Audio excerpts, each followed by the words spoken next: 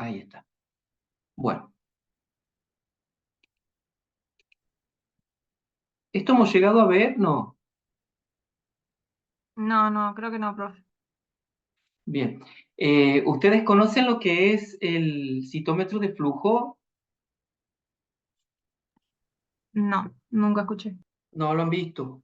La citometría de flujo es una técnica que permite trabajar en un principio, como el nombre lo dice, tomar mediciones de las células, pero no solamente se enfoca en eso, nos puede servir para tomar información de partículas, o sea, hay quienes analizan, por ejemplo, grano de polen, el núcleo, no necesariamente la célula completa, y la citometría de flujo se basa, como el nombre lo dice, en hacer pasar un fluido que tiene las partículas de interés por un sensor, y ese sensor evalúa las características.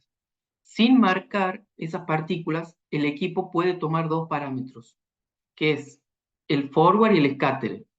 No importa, yo lo único que quiero es que sí les quede claro que ustedes pueden hacer pasar una solución, una suspensión de células, y el equipo le va a dar las características que tiene cada célula en cuanto a su tamaño y en cuanto a su complejidad. ¿Sí? La complejidad tiene que ver con la estructura que tiene interna la célula. ¿Sí? Entonces, eh, de pronto pueden medir, por ejemplo, diferenciar poblaciones celulares que tienen diferencias en tamaño o poblaciones que tienen diferencias a nivel de su citoplasma. Una célula secretora de otra que no.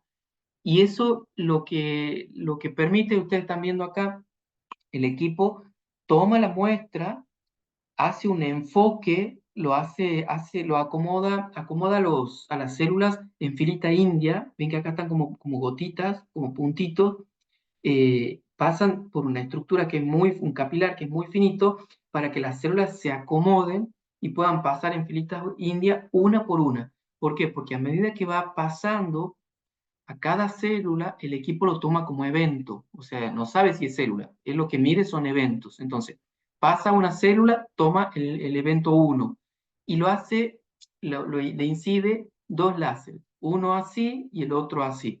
Entonces, con uno mide el tamaño de acuerdo a la dispersión que hace de ese láser, y otro mide lo que es la complejidad celular en función también de cómo se desvía la luz a través del interior de la célula. Eh, Ese láser, o sea, incide y toma el sensor toma la información del tamaño y la información de la complejidad. Y eso lo lleva a un software, lo guarda en la computadora y después nosotros podemos hacer el análisis de los resultados.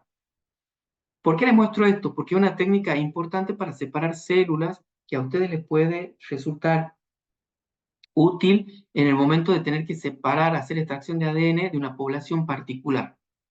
Los citómetros de flujo, nosotros acá en el San Juan tenemos uno, capaz que en algún momento lo ven.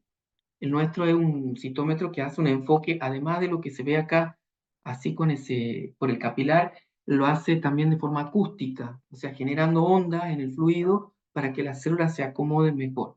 Eso le da ciertas particularidades que no vamos a entrar en detalle, pero la idea del citómetro es que si ustedes, además de marcar la célula, o sea, si ustedes no la marcan, tienen esa información, tamaño y complejidad.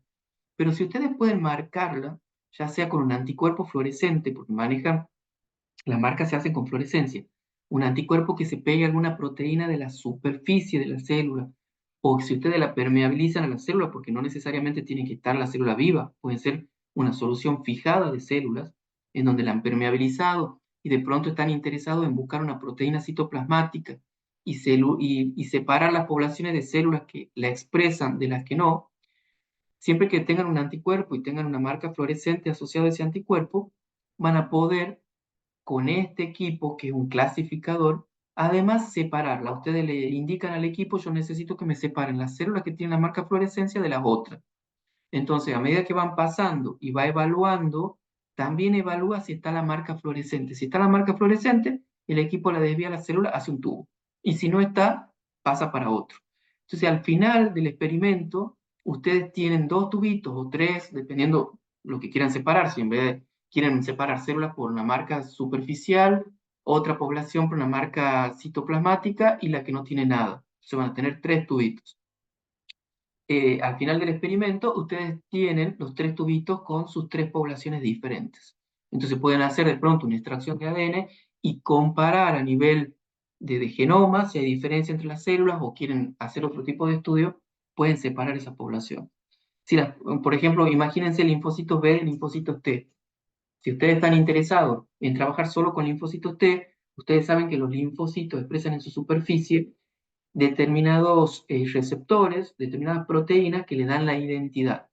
Entonces, además, dentro de los linfocitos T están los CD4, los CD8, se pueden hacer como una subdivisión y quedarse con un grupo reducido con características muy específicas y trabajar solo con eso.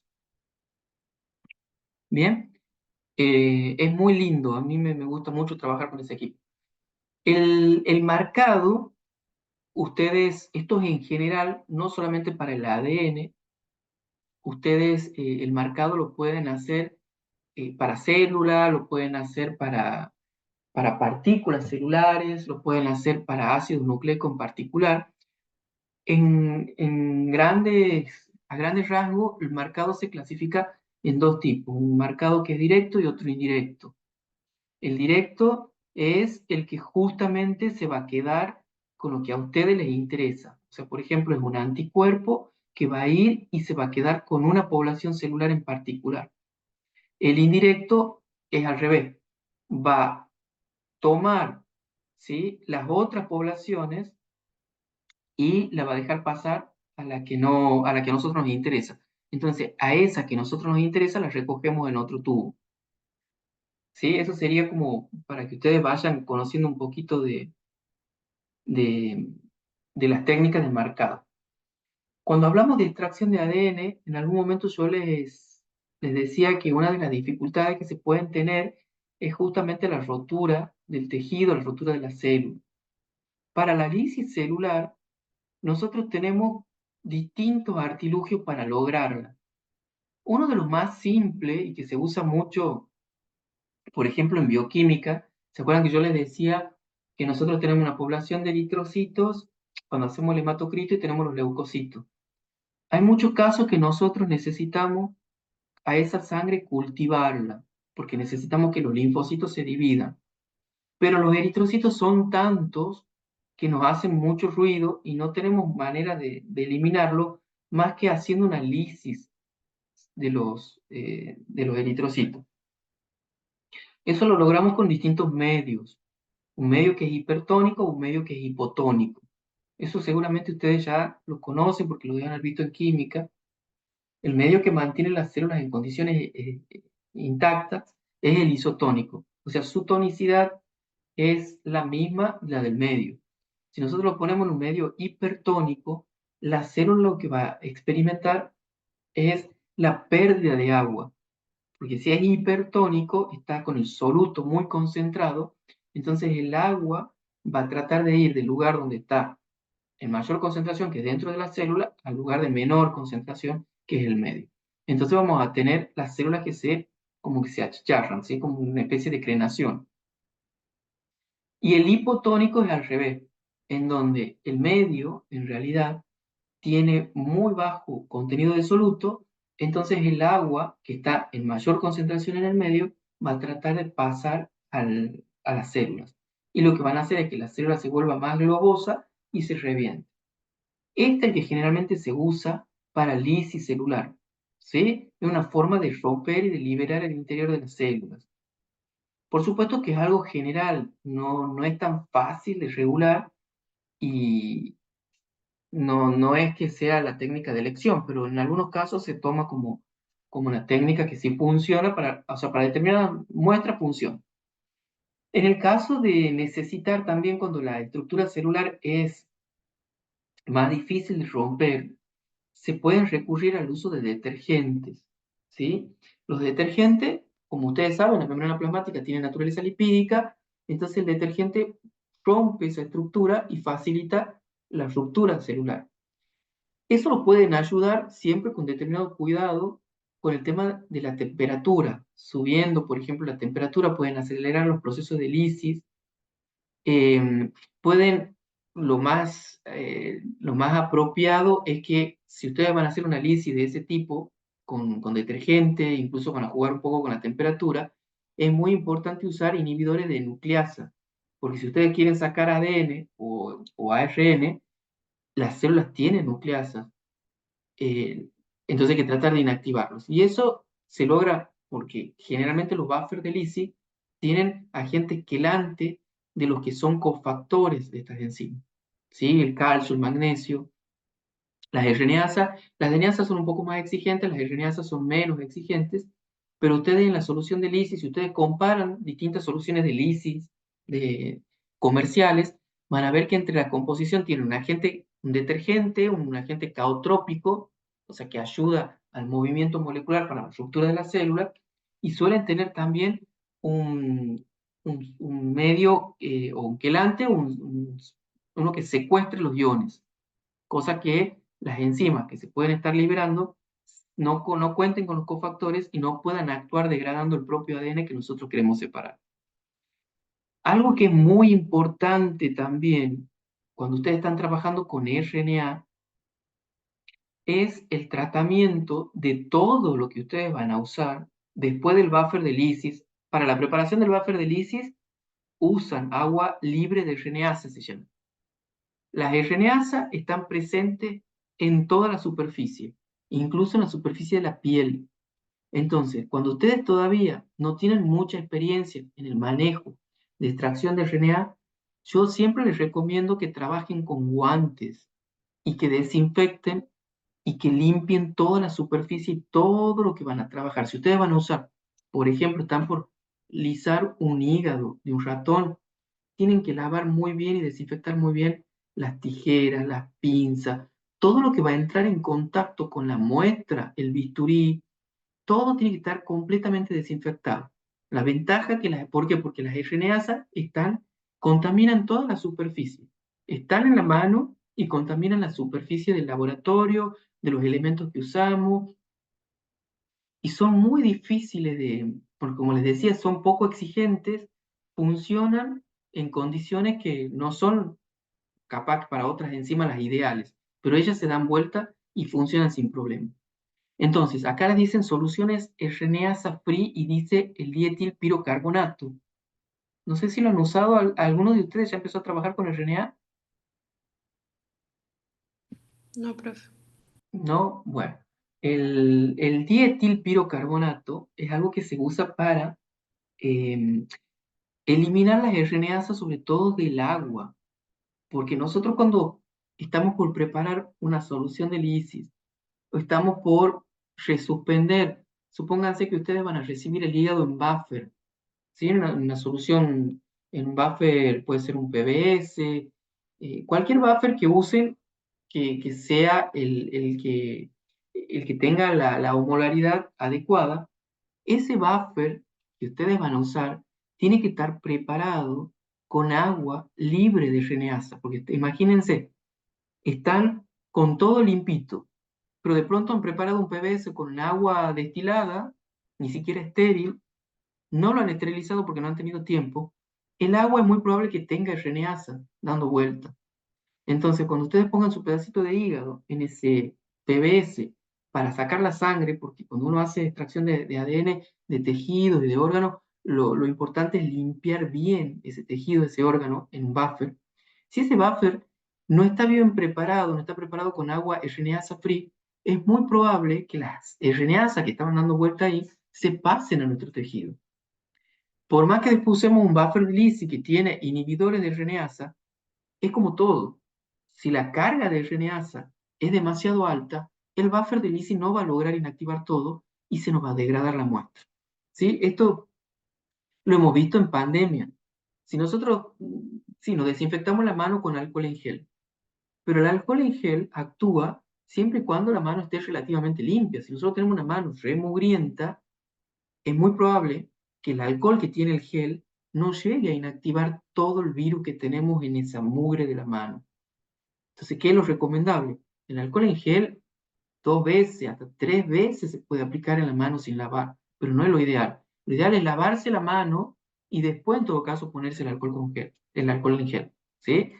O cuando ustedes van a limpiar la superficie del laboratorio, así le meten alcohol 70 a toda la superficie, pasan el papel, una mugre, porque bueno, estamos en Santiago, en San Juan, por ejemplo, las ventanas están selladas, pero algo de tierra siempre entra, el cielo raso de los laboratorios es de, tendría que ser un material no poroso, que no libere ninguna partícula, pero tenemos un material que es de yeso, y el yeso es poroso y libera y cae en la superficie. Entonces, ¿qué conviene? Primero, un trapito húmedo con detergente, limpiar la superficie, y una vez que la superficie esté limpia, ahí poner alcohol 70. Y mejor, si van a trabajar con ácido nucleico y van a hacer PCR, hacer uso del hipoclorito de sodio. Lo mejor para inactivar moléculas de ADN, sobre todo, que después pueden contaminar nuestra reacción de PCR, es el hipoclorito de sodio. Eso las elimina. El alcohol 70 fija las estructuras, puede fijar las enzimas, las puede denaturalizar, pero si usamos el hipoclorito de sodio, mejor todavía, porque cumplimos con la eliminación de moléculas contaminantes de ADN que puedan haber quedado de reacciones anteriores, y además también la desinfección. Cumple los dos factores, las dos premisas, ¿sí?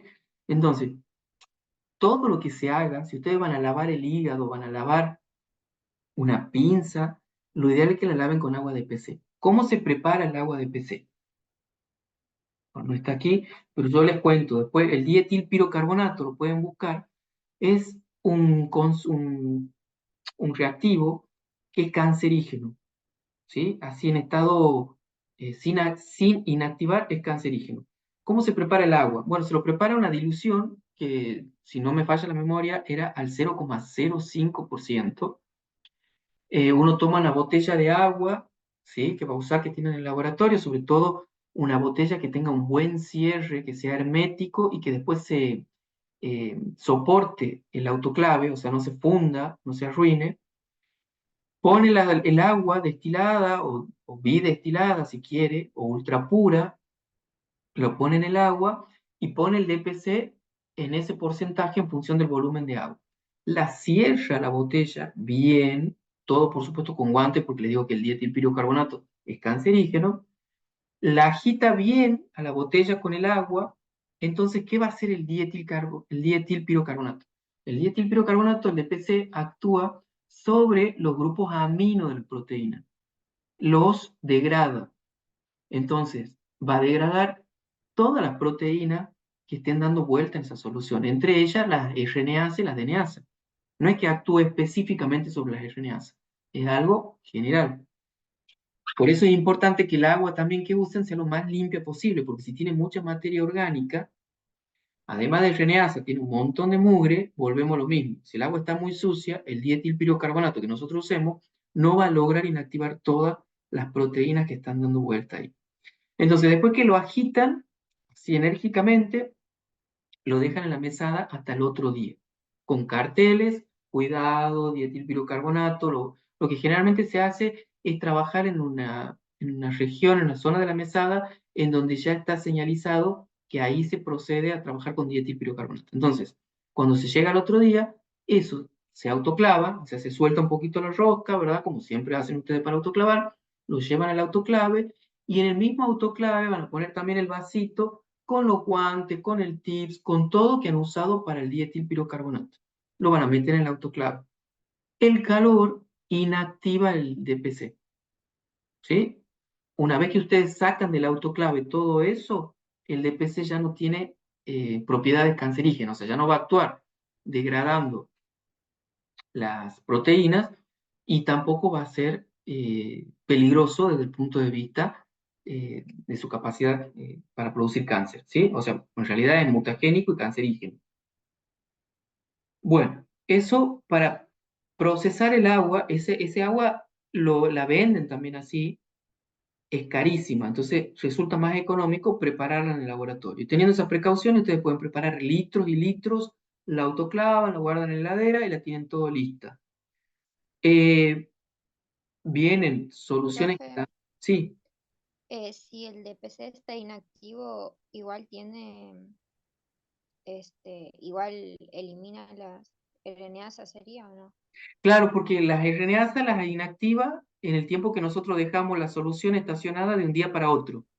Por eso le digo que tienen que agitar enérgicamente la solución para que el DPC entre en contacto con todas las moléculas que están dando vuelta y si encuentra una proteína, la cliva y la inactiva. Si es RNasa, mejor, pero cualquier proteína rompe los grupos amino, ¿sí? Entonces, eso hay que dejarlo actuar. Lo conveniente es dejarlo, prepararlo, por ejemplo, hoy a la tarde, ustedes antes de irse del laboratorio lo preparan y lo mueven muy bien, lo agitan, pero muy bien. Por eso es importante que el frasco cierre bien, porque imagínense si ustedes agitan con mucha energía y el frasco ese no cierra bien, están desparramando agua con DPC por todos lados. Entonces, el frasco tiene que estar bien cerrado. Lo agitan enérgicamente, lo dejan ahí y vuelven al otro día. Cuando llegan al otro día, ponen el autoclave, usan guante para agarrar la botella por las dudas y lo ponen en el autoclave. Una vez que ya está autoclavado, ya se inactiva, se transforma en dióxido de carbono y en, creo que etanol, no me acuerdo muy bien, pero se decomponen dos productos que no son tóxicos y que son volátiles. Entonces no le afecta al agua y ya ese agua está limpita. O sea, pueden trabajar como si fuera libre de RNAs. No sé si se ha entendido. Sí, profe. Bien. Realmente las RNAs, cuando uno trabaja con RNA, son un dolor de cabeza. Y yo les decía que en la piel, eh, nosotros hemos trabajado mucho con RNA, yo en Tucumán he trabajado mucho con RNA y afortunadamente nunca hemos tenido contaminación con RNAs. Pero ustedes se ponen a buscar en la bibliografía, uno de los mayores dolores de cabeza de un laboratorio que trabaja con RNA es justamente la contaminación con RNAs. Una vez que ustedes se conocen, yo las últimas ya, después de un tiempo, trabajaba sin guante, me ponía alcohol en la mano y trabajaba sin guante. Me lavaba bien antes con jabón, me ponía un poquito de alcohol y trabajaba sin guante y nunca contaminado con RNAs. Pero bueno, va a depender de qué tan limpios somos y tan cuidadoso, porque también uno puede estar muy limpio, pero si toca un tips. Y otra cosa, cuando ustedes compren el material plástico, también es recomendable, porque el calor solo no inactiva. Uno dice, ah, pero las proteínas con el calor se pueden inactivar. Sí, pero créanme que las RNAs son tan desgraciadas que muchas veces con el simple autoclavado, por ejemplo, de los Eppendorf o de los tips de micropipeta, no es suficiente para inactivar.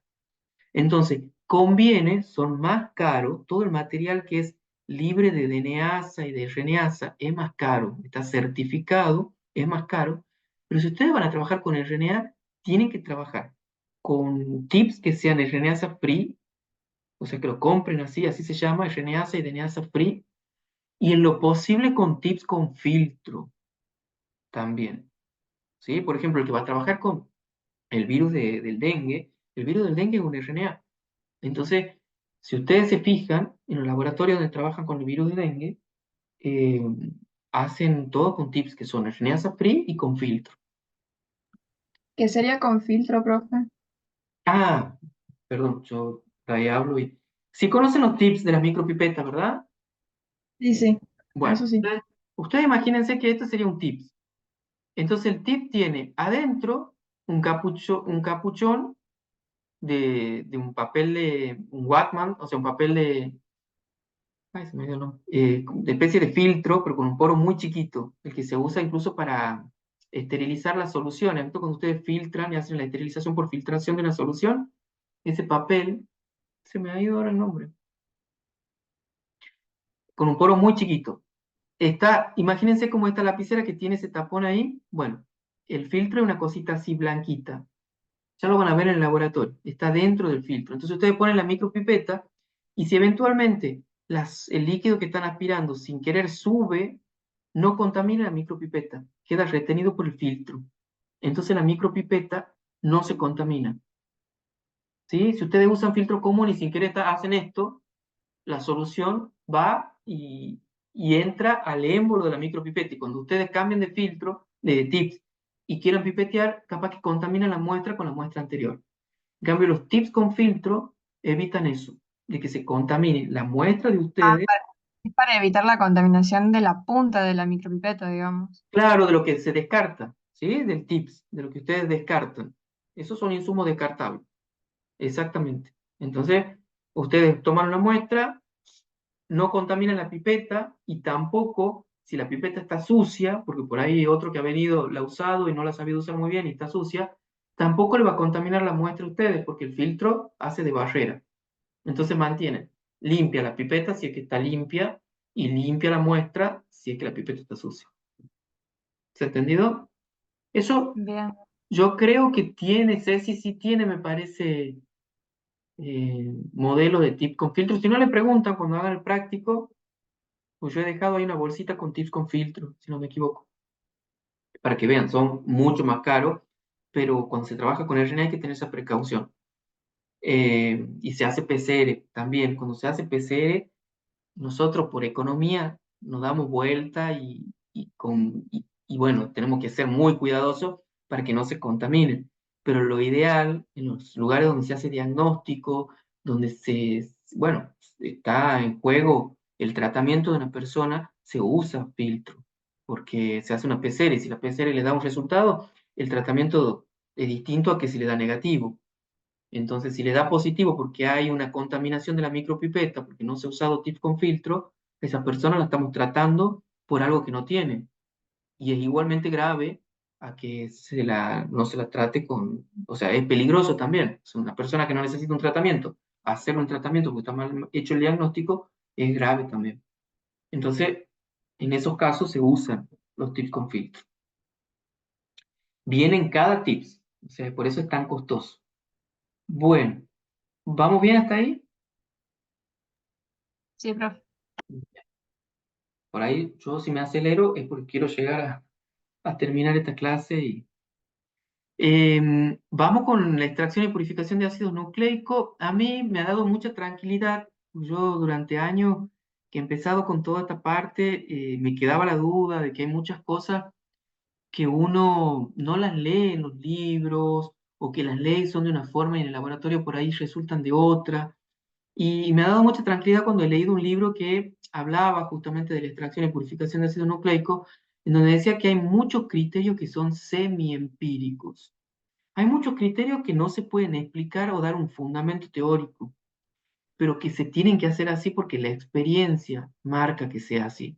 ¿Sí? Entonces, yo esto lo pongo porque a mí me ha iluminado mucho, me ha dado mucha tranquilidad el saber que hay cosas que uno le hace, así como esto que le estoy comentando, de la RNAsa, de los tips, o sea, hay cosas que uno le hace porque ya se le han inculcado otros, ¿sí? Los maestros que hemos tenido, y uno las sigue sosteniendo y que a lo mejor hay cosas que no termina de entender el fundamento, pero está bueno seguir haciéndola si es que los resultados son buenos. Si no nos da resultado, bueno, hay que probar con otras cosas.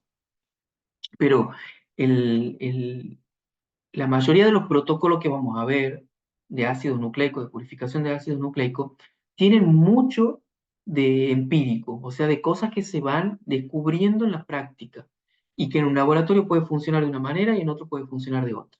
¿Bien? La idea de esto es separar el ADN, cuando hacemos una extracción y una purificación de ADN, es separarlo del resto de las moléculas.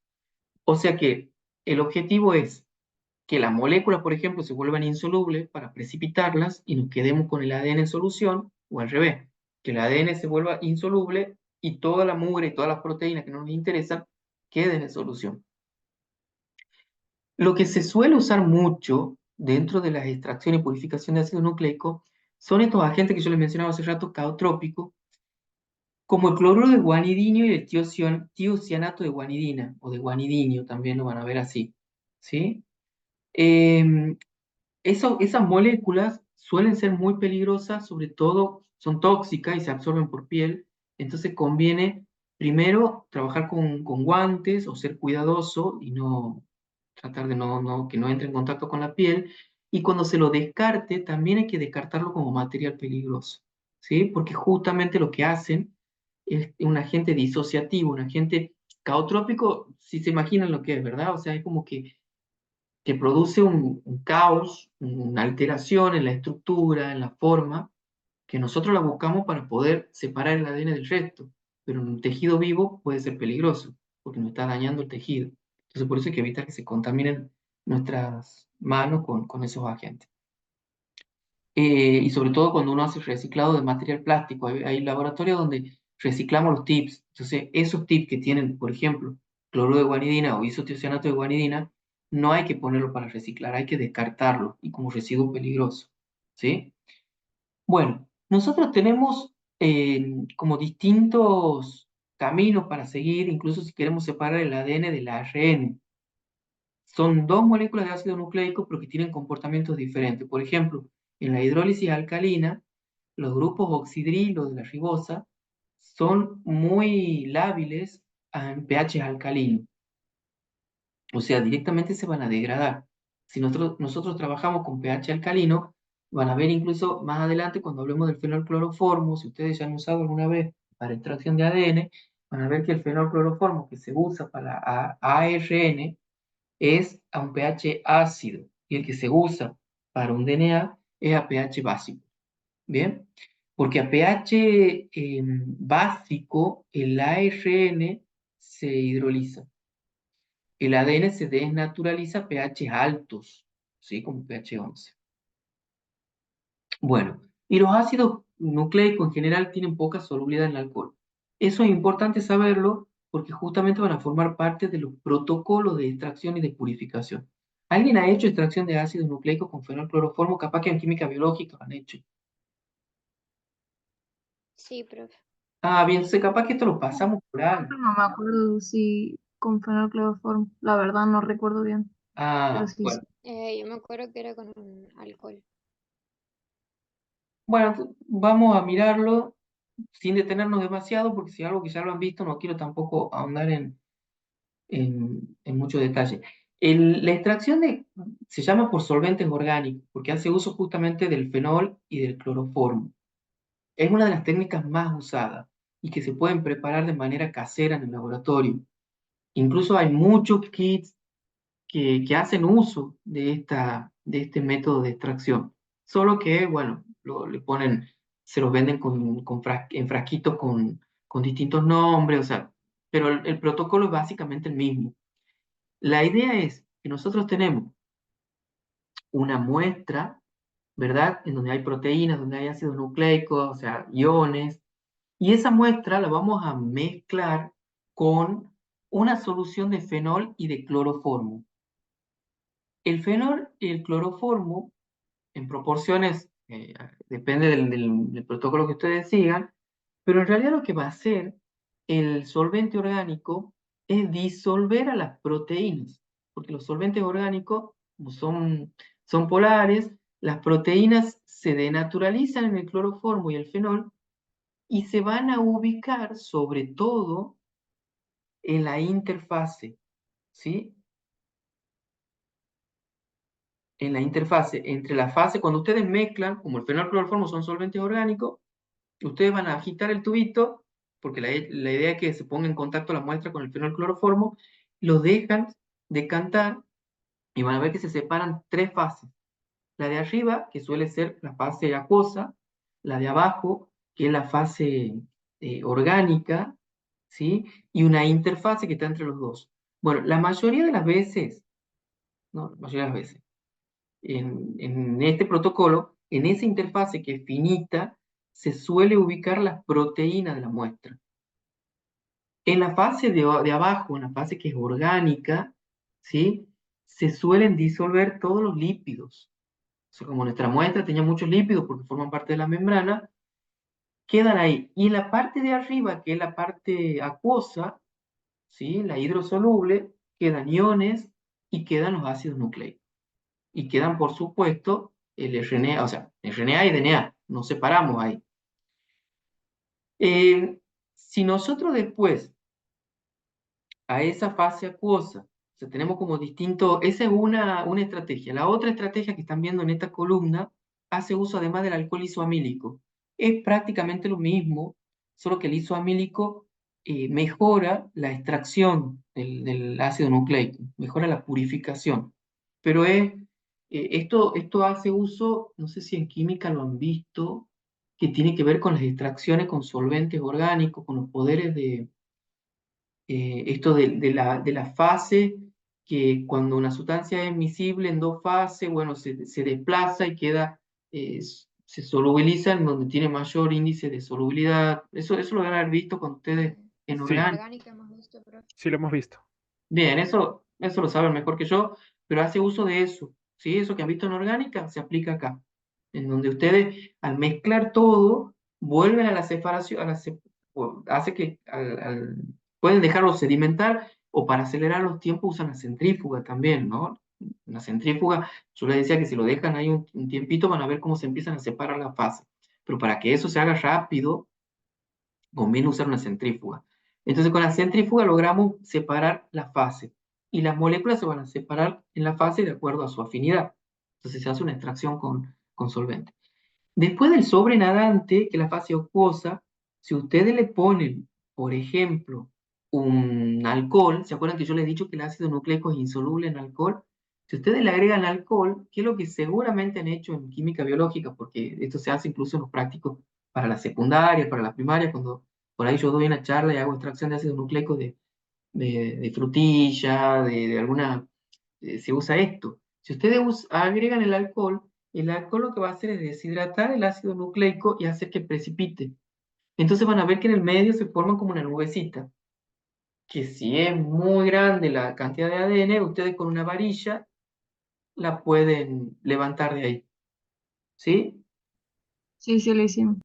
Claro, eso es típico, o sea, basándose en las propiedades físico-químicas del ADN. Eso es muy... Bueno, la mayoría de las técnicas de los kits de extracción de ADN hacen uso de todo esto que estamos viendo acá. Por eso yo les muestro como lo básico, pero en realidad es el fundamento de muchos kits comerciales. Ustedes pueden ayudar, por ejemplo, a la precipitación del ácido nucleico con cloruro de litio. El cloruro de litio va a neutralizar la carga del ADN y va a ayudar a la precipitación. Se agrega cloruro de litio, yo lo usaba cuando tenía que preparar sondas de RNA. El cloruro de litio se agrega en cantidades muy chiquititas, entonces con eso logramos que el ADN precipite. Después, por ejemplo, otra técnica de extracción de ácido nucleico, esto ustedes lo tienen que probar de acuerdo al medio, a la muestra, de donde el origen de la muestra. Pues insisto, como siempre les digo, tienen que conocer muy bien la muestra con la que van a trabajar, porque ustedes van a ver si les conviene hacer una extracción con fenol cloroformo, agregar el isoamílico o hacer solo, por ejemplo, una purificación por precipitación salina diferencial. Esto lo más simple, ustedes parten de la muestra que tiene una mezcla, por supuesto, que tiene los ácidos nucleicos, tiene las proteínas, tiene todo, esa mezcla compleja, la van a mezclar con una solución salina concentrada. Entonces, cuando hacen esa mezcla, en esa fuerza iónica que tiene esa mezcla, esa nueva mezcla que han hecho, las proteínas van a precipitar y se van a quedar con el sobrenadante que tiene el ácido nucleico y tiene también, por supuesto, algunos iones solubles, pero de los componentes principales tienen los ácidos nucleicos ahí. Cuando toman ese sobrenadante y le agregan agua, vuelven a bajar la fuerza iónica. Entonces, al bajar la fuerza iónica, ahora el que precipita es el ADN. Y si a ese sobrenadante que retiran le agregan alcohol, como los ácidos nucleicos son insolubles en alcohol, el ácido nucleico que quedaba todavía ahí dando vuelta el RNA va a precipitar con el alcohol. Entonces ustedes, como en esa serie de pasos, van eliminando o van quedándose con lo que les interesa o no. Un comentario. Aquí, por ejemplo, si ustedes, lo que se suele hacer cuando se hace una extracción de ácido nucleico de una mezcla, nosotros separamos lo que es el sobrenadante para hacer la extracción de ADN, pero también muchas veces se guarda esta interfase que tienen las proteínas, porque en algún momento nos puede llegar a ser útil para determinar, por ejemplo, proteínas en esa muestra. Entonces, nos puede servir para algo. Se pueden guardar en el freezer los tubitos con esa interfaz, ¿sí? Siempre bien rotulado. Entonces, el día de mañana capaz que nos saca de apuro. En otras situaciones, o sea, ustedes levantan solo esto, porque esto es fenol. Entonces tratan de levantar solo la proteína, lo pasan a un tubito limpio y lo guardan, lo separan. Capaz que el día de mañana les sirve para algo. Otra cosa, cuando ustedes mezclan el fenol, el cloroformo, el alcohol isoamílico, son soluciones que habitualmente no tienen contraste, son translúcidos. Entonces, el fenol, generalmente se lo prepara con un colorante, con hidroxiquinoleína, ¿sí? Eso le da al fenol una coloración que no solamente sirve para contrastar, para que cuando ustedes formen la fase lo puedan ver así como de color rojo, en realidad está medio exagerado, un poquito más claro, sino que además, en presencia de una oxidación del fenol, porque el fenol hay que abrigarlo de la luz y hay que abrigarlo del oxígeno, si el fenol se oxida, es muy peligroso porque va a clivar el enlace fosfodiéster. Entonces hay que evitar la oxidación del fenol. Si ustedes hacen una extracción con un fenol que está oxidado, le va a terminar arruinando todo el ADN. Entonces, ese colorante que se le pone además sirve para cambiar de color en el fenol cuando se produce una oxidación del fenol. Así que ustedes lo guardan, si lo van a usar y ven que ahora está medio amarillo, ese fenol lo más probable es que no sirva, ¿sí? Entonces, no solo sirve para contrastar, para que puedan ver bien las fases acá, sino que además van haciendo un seguimiento del fenol que tiene. El fenol no conviene almacenarlo mucho tiempo, conviene hacer alícuotas chiquitas y usarlo, o sea, estabilizarle el pH y usarlo, pero sin guardarlo mucho tiempo, porque con el paso del tiempo se corre el riesgo de que se oxide y se arruine. ¿Bien? Bueno, esto es tipo lo de detectives, ¿sí? De lo que se usa para, para guardar muestras. Son unos papeles tipo Wacom, que en los circulitos se pone la muestra.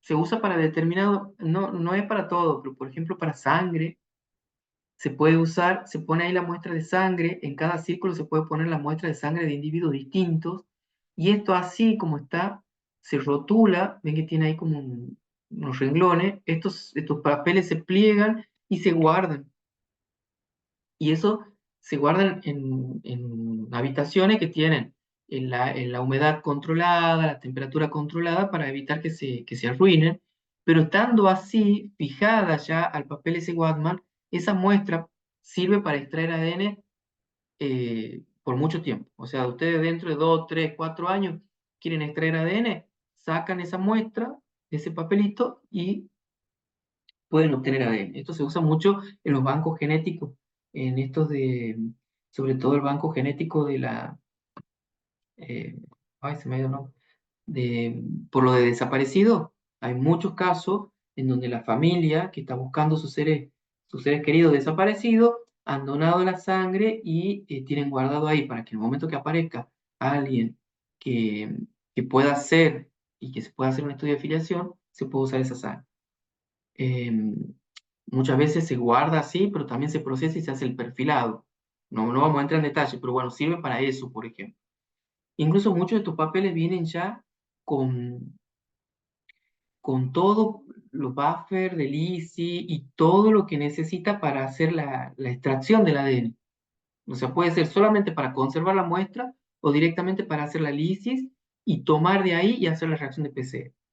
¿Sí? Están desarrollados, hay desarrollos comerciales muy interesantes en donde el papel tiene ya además esos agregados, que conserva la muestra y que permite la extracción in situ del ADN.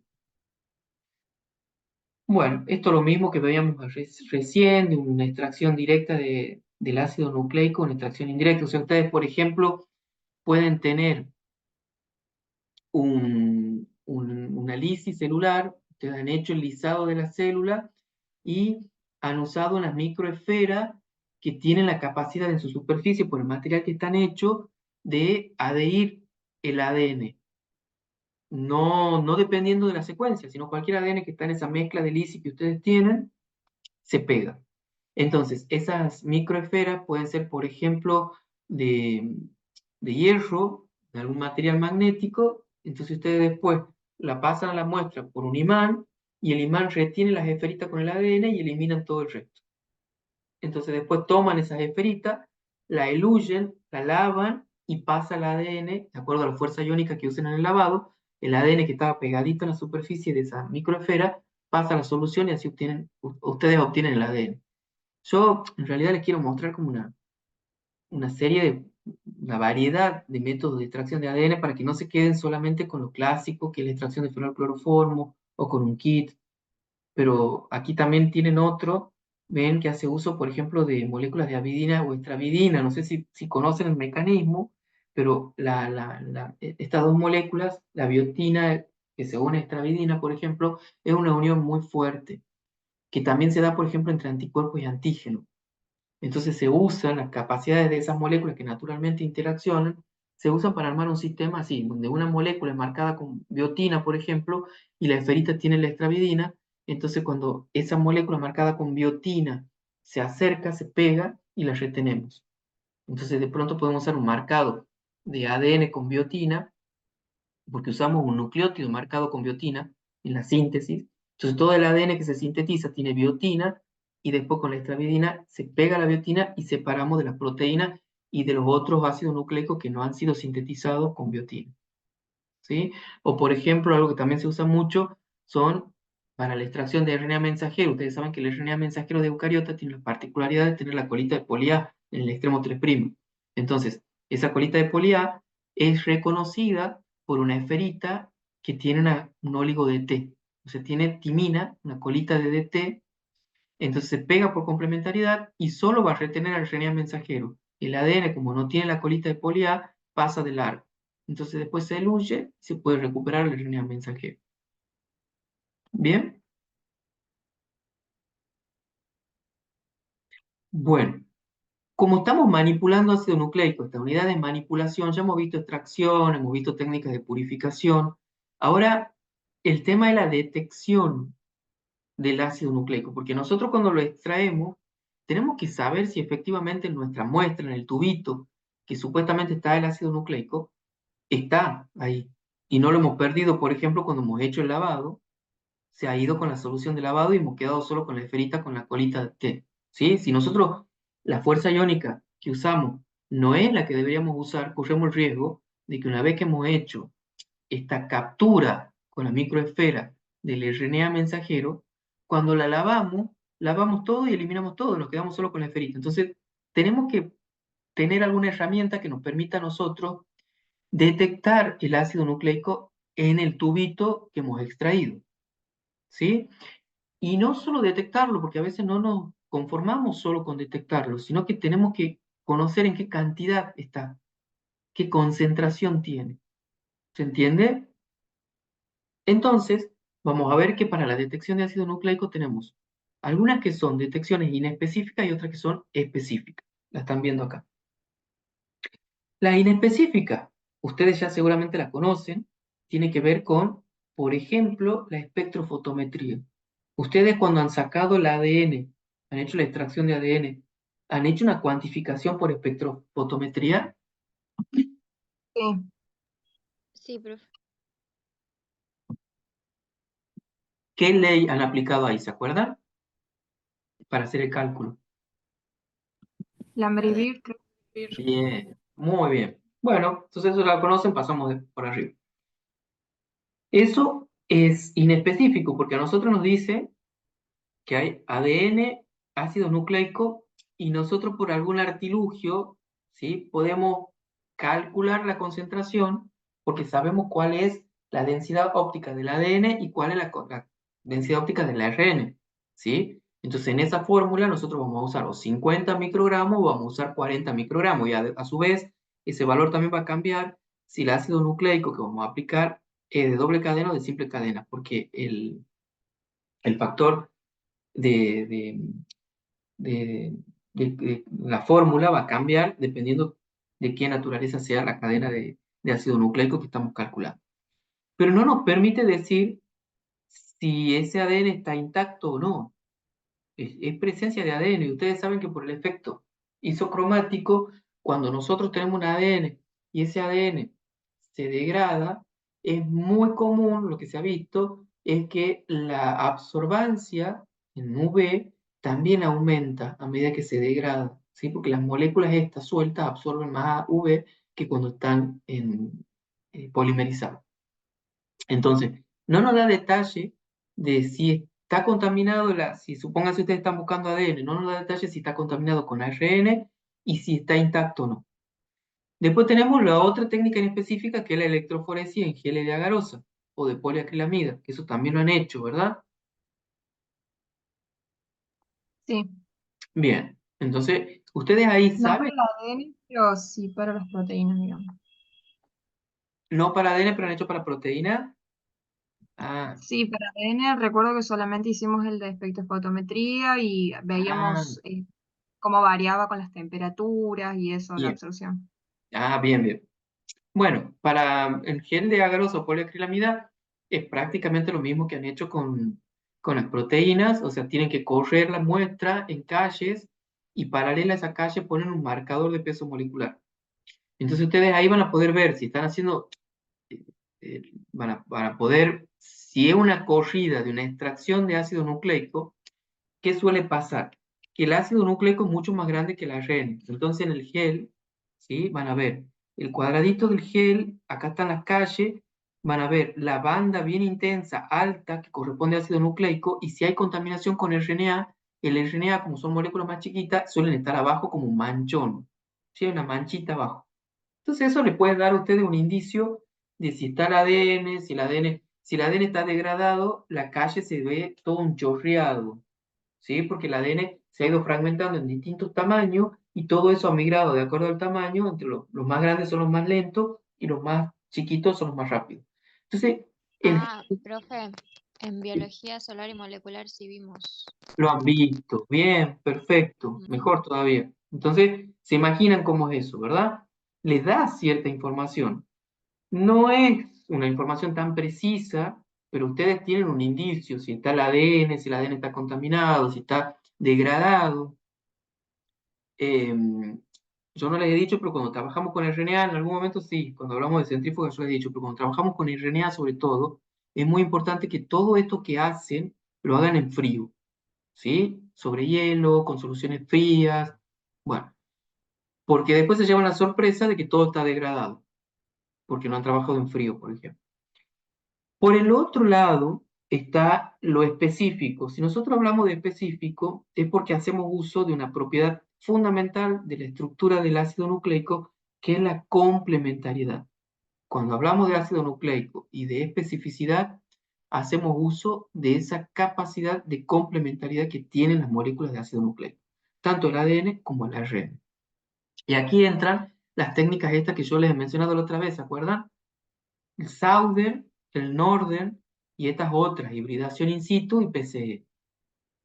Yo quiero pasarle rápido porque entiendo que la han visto o por lo menos la han escuchado y la van a, o no me acuerdo qué ha quedado, no, en realidad hoy Janina me decía que ustedes le han consultado, claro, no, en proteómica lo ven como una técnica dentro de las ómicas, la ven así como rápido, pero no ven en detalle, así que podemos charlar un poquito si quieren.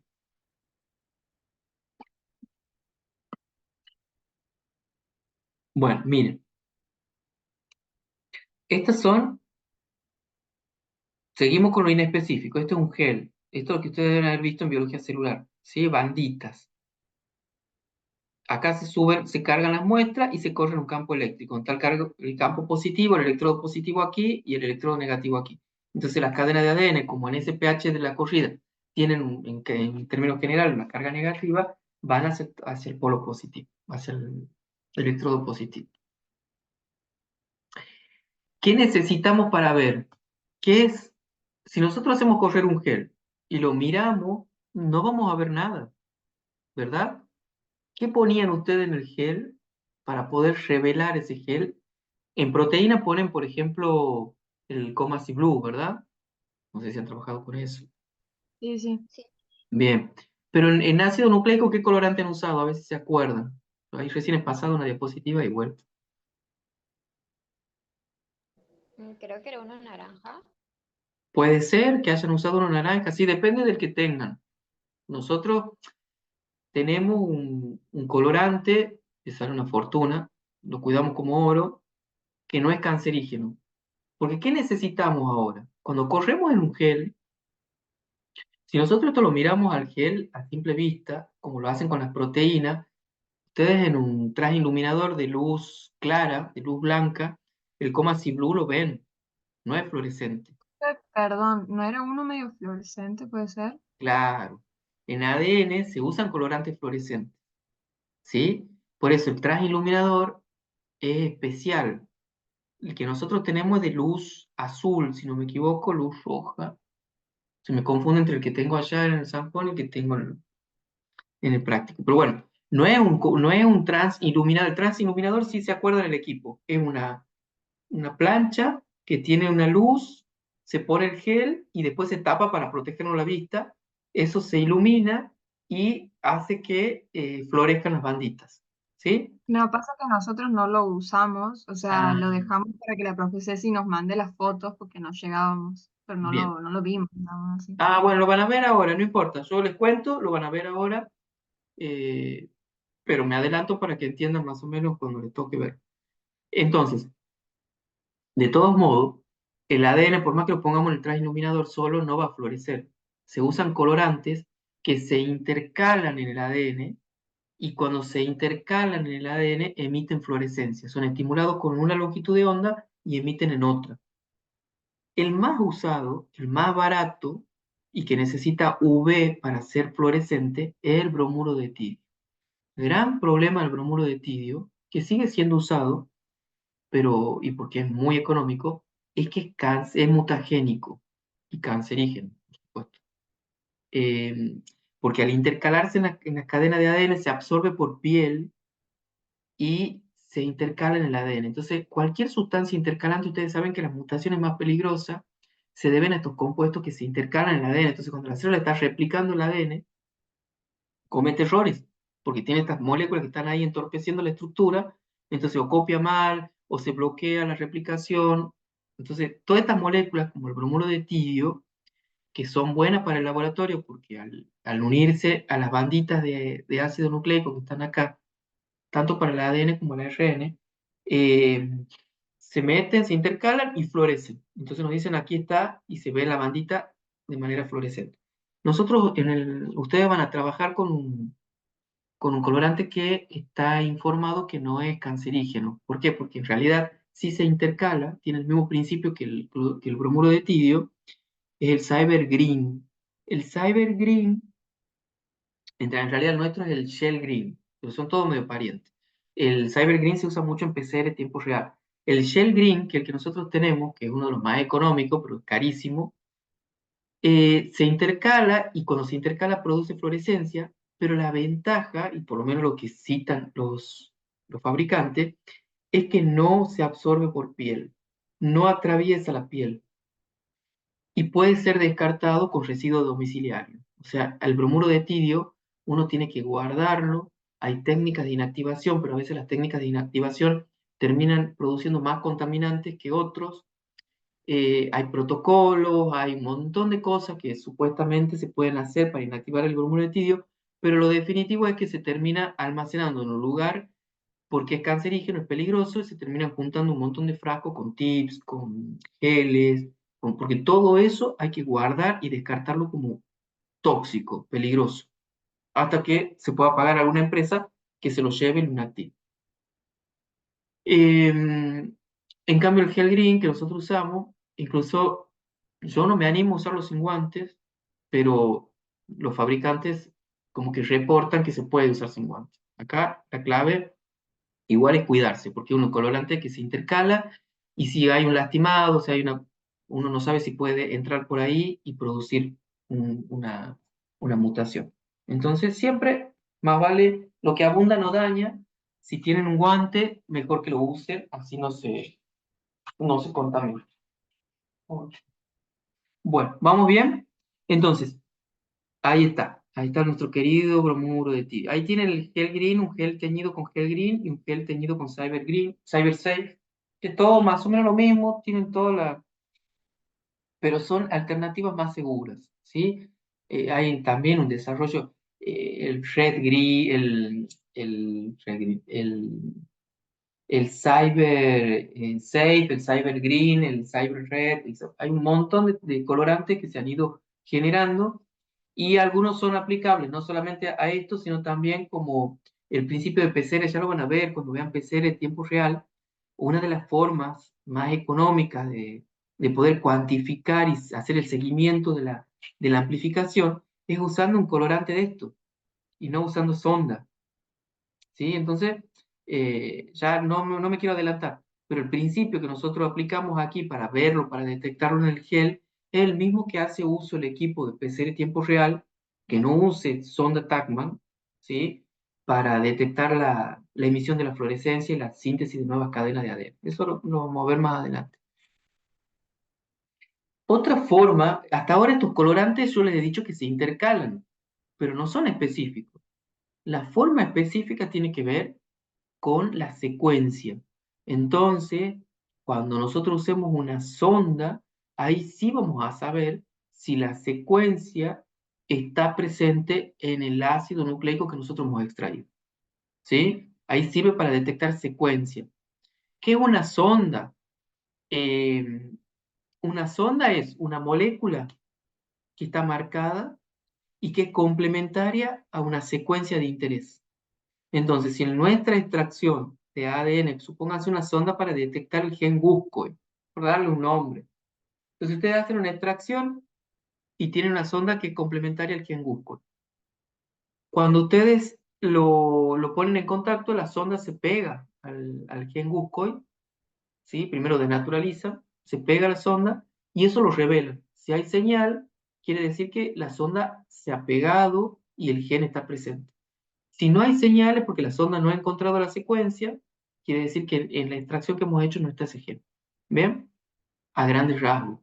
Esas técnicas justamente hacen uso de bueno, todas estas estrategias de marcado que lo vamos a ir viendo a medida que avancemos en la materia también. Ustedes han escuchado, bueno, sí la han visto a la polimerasa en biología celular, ¿verdad? Si saben esto del fragmento Klenow, ¿lo han escuchado? Creo que no. Creo que no. Ah, No lo escucho nombrar. ujú. Bueno, la polimerasa, la DNA polimerasa, la 1, que es la que comercialmente se suele usar, ustedes saben que tiene como que tres dominios catalíticos. Un dominio que tiene la capacidad de polimerizar, que es propio de la polimerasa, o sea, de agregar la base, los nucleótidos para extender una cadena, ¿verdad? Y después tienen dos propiedades. Una de exonucleasa 5' 3', o sea que degrada el extremo 5' hacia el 3', y otra capacidad exonucleasa, pero 3' 3' 5', que es como degradar la cadena que ella va sintetizando. ¿Sí? Entonces está la polimerasa, va a ir agregando polímero y se hace uso de la enzima. Se encuentra, por ejemplo, que una doble cadena, ¿sí? Se encuentra con se separamos la cadena, se pega pasa que no han visto PCR todavía, pero si ustedes tienen la cadena, se pega el primer, la polimerasa empieza a polimerizar copiando la cadena de abajo, empieza a hacer doble cadena, ¿verdad? Puede pasar que esta cadena más adelante sea doble cadena. Entonces, esta polimerasa lo que va a hacer es, con su actividad 5', 3' exonucleasa, va a degradar y va a seguir avanzando, sintetizando una cadena nueva. De pronto, lo que hace la enzima cada vez que va polimerizando, revisa que lo que está pegando esté bien. Si encuentra un error, se da vuelta, ¿sí? Elimina esos nucleótidos con la capacidad 3' exo', 5' y sigue polimerizando, lo corrige el error. ¿Se entiende? El fragmento Klenow, que es lo que generalmente usamos nosotros cuando hacemos PCR, no tiene la capacidad 5', 3' exonucleasa. ¿Bien? ¿Por qué? Porque se hace una proteólisis y se separa la polimerasa en dos bandas. Una banda pesada y una banda más chiquita. La pesada tiene la actividad que están viendo acá, lo verde que es la polimerasa y el dominio de 3', 5' exonucleasa. O sea que puede corregir errores. Y la otra bandita liviana, cuando degradamos esta proteína, está compuesto por el dominio 5', 3' exonucleasa. ¿Vamos bien? Entonces, el fragmento Creno no tiene el 3', 5' exonucleasa. El 5', 3' exonucleasa. Si Ah, tiene el 3' porque corrige errores, ¿sí? ujú. El 3', 5' es para corregir, porque ella, acuérdense que va sintetizando de 5 a 3. O sea, lo que encuentra es un 3' libre. Y eso es lo que va generando. A medida que va extendiendo la secuencia, siempre va a quedar de ese lado un 3' libre. Si ella se equivoca, lo puede degradar, porque va de 3' a 5'. Sintetiza 5' 3', pero degrada 3', 5'. No sé si ahí se ha entendido. Degrada, pero no corrige, sería. No, bueno, o sea, para corregir tiene que degradar, tiene que sacar las bases. Yo me refiero, digo degrada, porque no necesariamente tiene que ser una corrección. Si la enzima depende de las condiciones de lo que nosotros estamos buscando, pero habitualmente esa capacidad que tiene 3', 5', es para corregir los errores. Es que puede romper, pero generalmente la usa para corregir el error. ¿Se entiende? En cambio, Nosotros la lo otra... vimos así, nada más que no lo separamos en esto del Kleenow, el fragmento Ah, Kleenow. bien, bien, está bien. Igual, a ver, hay un desarrollo comercial enorme, porque también se van a encontrar con fragmentos Klenow que tienen anulada la función de exonucleasa, o sea, que solamente polimerasa. Van a encontrar comercialmente un montón de detalles, pero yo quiero que vayan pensando en que una cosa es trabajar con la polimerasa completa como está en la naturaleza y otra cosa es trabajar como, por ejemplo, con un fragmento en donde ya ha perdido una capacidad. Entonces podemos hacer una PCR con un fragmento. De hecho, una de las primeras enzimas que se han usado y que nosotros hemos usado en el laboratorio, yo particularmente, eran fragmentos Klenow para hacer la PCR. Eran proteínas recombinantes que eran solo fragmentos Klenow, ¿sí?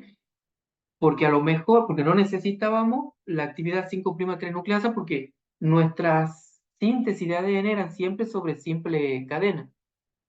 ¿Bien? Yo les muestro esto porque tiene que ver con la síntesis de sonda. Estábamos en el tema de sonda. Entonces, yo les muestro esas propiedades porque si les muestro ahora cómo se hace la sonda, no iban a entender por qué la polimerasa hace eso. ¿Se entiende? Nosotros en la síntesis de sonda podemos hacer uso de lo que se conoce como marcado terminal. ¿Se acuerdan que yo les decía que la sonda es una cadena de ADN que tiene una marca? Bueno, para hacer esa sonda existen distintos métodos. Yo les voy a mostrar ahora, por ejemplo, algunos de síntesis enzimática y otros de modificaciones enzimáticas. Entonces, por ejemplo, este que dice el traslado de mella. Eso capaz que lo han escuchado ustedes. ¿Qué es una mella? Uno dice, no me hace mella, ¿no? Tu palabra no me hace mella mi autoestima. No era como el cortecito, digamos, o el nick. Un nick, claro, es de nick translation, en realidad en inglés. El traslado de mella en inglés es nick translation, ¿sí? Está bien. Entonces, ¿qué vamos a hacer? Justamente, hacemos un nick aquí y nuestra polimerasa se va a pegar acá. Va a tomar el 3' de aquí, porque este va a 5', 3'. Se va a pegar ahí y va a empezar a sintetizar una nueva cadena, pero para que pueda sintetizar una nueva cadena tiene que degradar esta. Entonces acá se está usando la DNA pol completa, porque necesitamos la capacidad exonucleasa 5', 3'. ¿Ven? No sé si se entiende. La DNA polimerasa entra en este nick, encuentra esto como cebador, porque tiene un 3' libre, un hidroxilo 3' libre, un oxidrilo 3' libre, y empieza a agregar los nucleótidos. Pero la idea es que siga agregando. Entonces para eso tiene que degradar esta cadena. Mientras tanto puede ir corrigiendo si se equivoca con la otra capacidad volviendo para atrás. Pero lo ideal es que pueda degradar esto. Entonces acá se usa, ¿ven? No se usa el fragmento Klenow, se usa la DNA pol completa. Y si nosotros en los nucleótidos que le damos a la DNA polimerasa para que sintetice la nueva cadena, algunos de esos DNTP están marcados, vamos a ver que hay distintas marcas y ustedes van a investigar por qué son ese tipo de marcas. Si están marcados, esa nueva cadena que se sintetiza, ven que tiene unos circulitos acá, esos son los nucleótidos marcados. Entonces aquí estamos sintetizando una nueva cadena que tiene una marca. Estamos dando lugar a la formación de una sonda. Esta secuencia que tiene estas marcas se la va a usar como sonda, porque después se van a desnaturalizar estas dos cadenas, nos vamos a quedar con esta y esta la vamos a usar para ver si se pega en alguna secuencia de interés nuestro. No sé si se ha entendido. La última parte, ¿puedes repetir, por favor? Sí, sí. O sea, ustedes sí entienden cómo funciona la DNA polimerasa, ¿verdad? Hemos dicho que tiene la capacidad de polimerizar y la capacidad de ir 3' 5' para degradar y la capacidad para ir 5' 3' para degradar. La usamos porque justamente hacemos un nick, una mella, rompemos un poquito una cadena, ¿para qué? Para generar un extremo 3' libre acá. Entonces, la enzima polimerasa se pega acá porque reconoce ese extremo y va a empezar a sintetizar y va a avanzar porque tiene la capacidad de degradar en sentido 5' 3'. Esto que estamos viendo acá. La capacidad de la polimerasa tiene la capacidad del dominio exonucleasa 5' 3'. ¿Se acuerdan? Y yo decía, bueno, ella va a ir, si se encuentra cuando avanza, se encuentra que hay una doble cadena, la va a comer a la doble cadena y va a seguir avanzando. Si el fragmento Sí, cleno, no. profe. Si el fragmento Sí, esa cleno, parte la entiendo. O sea, al sí, final entonces, eh, pero lo que a nosotros nos interesa es el fragmento de ADN de simple cadena que ya está marcado, ¿no? exactamente. Entonces, hay artilugios que hacen que se desnaturalice esta molécula y nosotros podamos quedarnos, purificar la que está marcada. Y eso es nuestra sonda.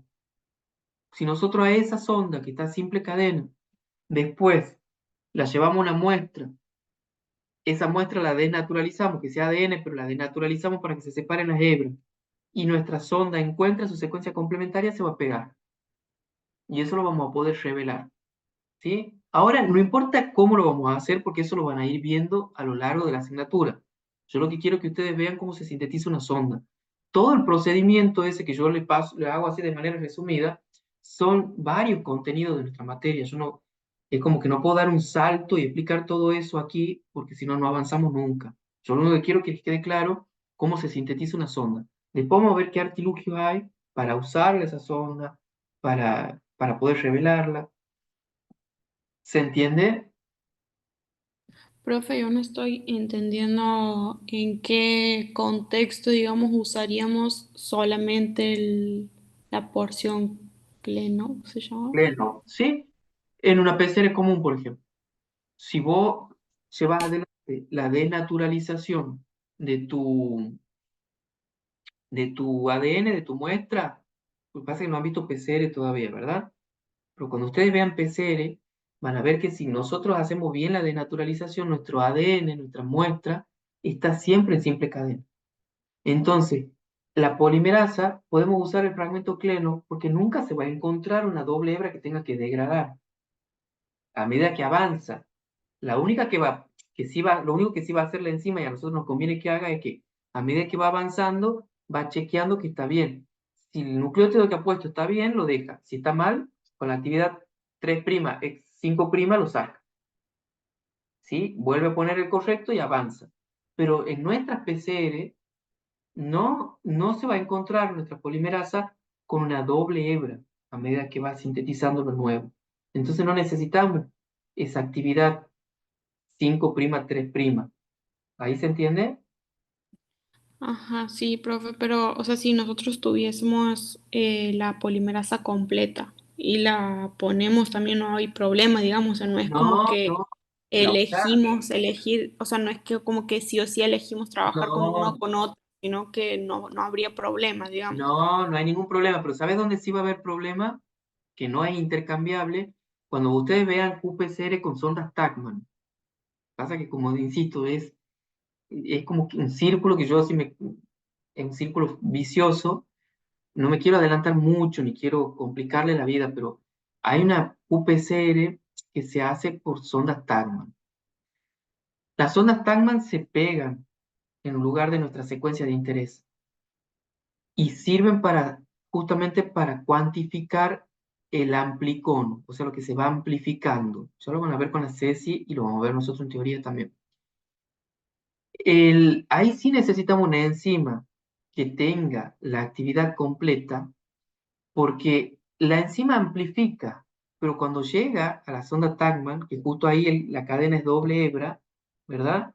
Cuando llega a la sonda Tachmann, la tiene que degradar, porque al degradarla va a poder seguir amplificando y además, al degradarla, esa sonda tiene dos moléculas, un quencher y un fluorescente.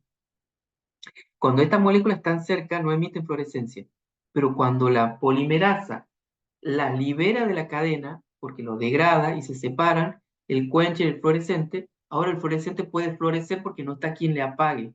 Antes lo apagaba porque estaba cerca. No sé si es... A ver si como... Sí, profe, sí se entiende. ¿Se entiende? Pues como no Sí, han sí, visto PCR, a mí se me... Pero em, ya lo van a ver Por eso le digo, si es PCR común no hay problema, pero cuando ustedes estén por hacer, por ejemplo, una PCR con sondas Tachmann, sí o sí necesitan que la enzima sea completa. No pueden trabajar con el fragmento Klein. ¿Mm? bien, Eh, profe. interesante. Aquí está la TAC. Bueno, ahí ven, nosotros tenemos la TAC, esta es una cadena, este es el primer. La TAC empieza a sintetizar. ¿Cómo cuantificamos esto? Cuantificamos porque por cada molécula blanco que nosotros queremos amplificar, se le ha pegado una sonda que es específica, una sonda como la que estamos haciendo ahora. Pero esta sonda está construida de tal manera que tiene dos moléculas. Una que emite fluorescencia y otra que la absorbe. Entonces, si están así cerquita, esta está emitiendo fluorescencia y esta la absorbe. El equipo no está registrando esa fluorescencia. Pero cuando de pronto la TAC polimerasa avanza, va a cortar esta sonda y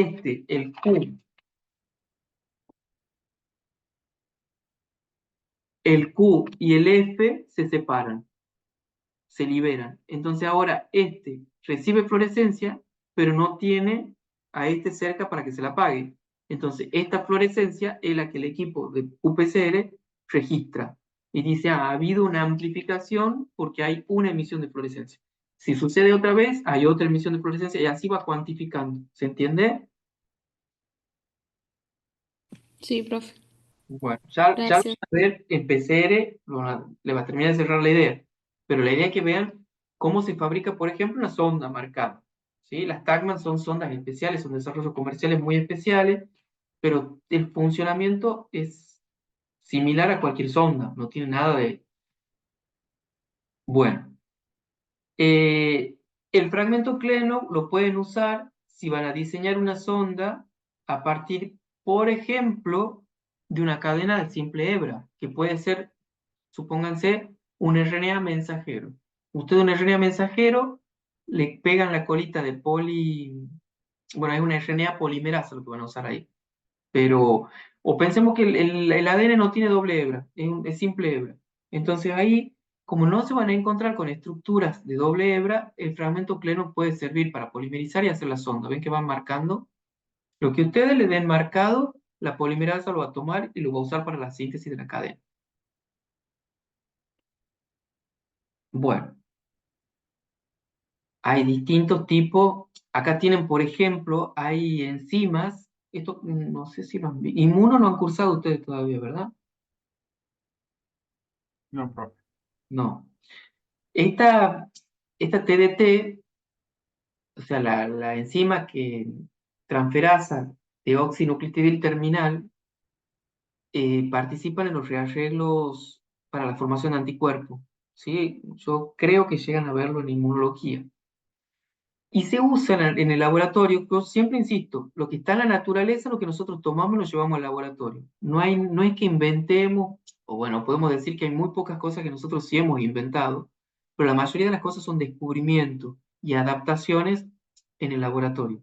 La enzima esta, la deoxinucleotidil terminal, transferasa, participa en los rearreglos de los anticuerpos, que es un proceso interesante, muy complejo, para generar la diversidad de anticuerpos que nosotros producimos en nuestro cuerpo. porque en teoría los genes que tenemos no son tanto para la cantidad y la variedad de proteínas que nosotros podemos sintetizar.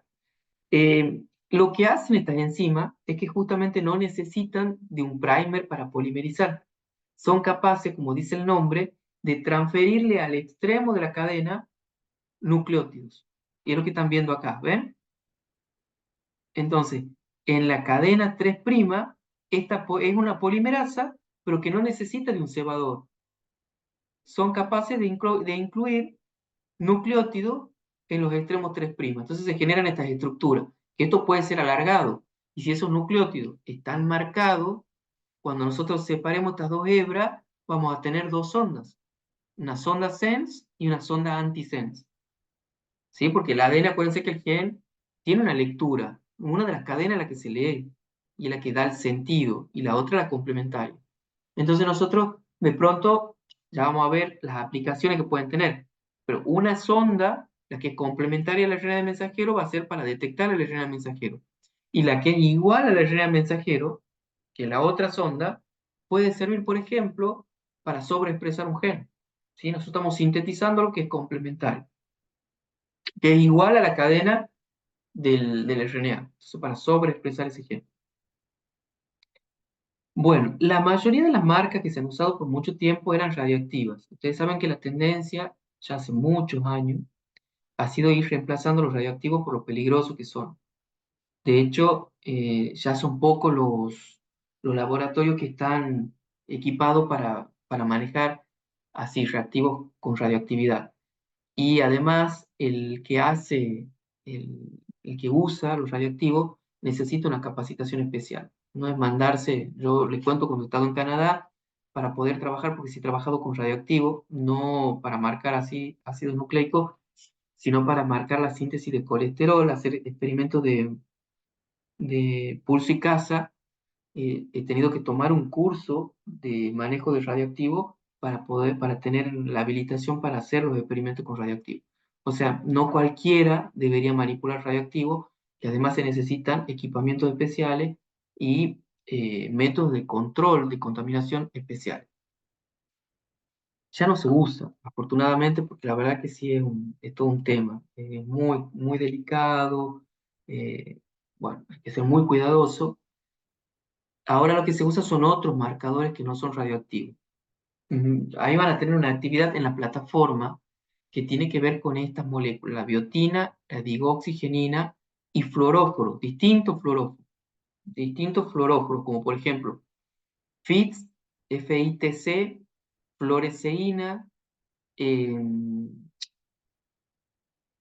y bueno, otros fluoróforos de otros colores. La actividad que ustedes van a tener ahí en la plataforma está vinculado a esto.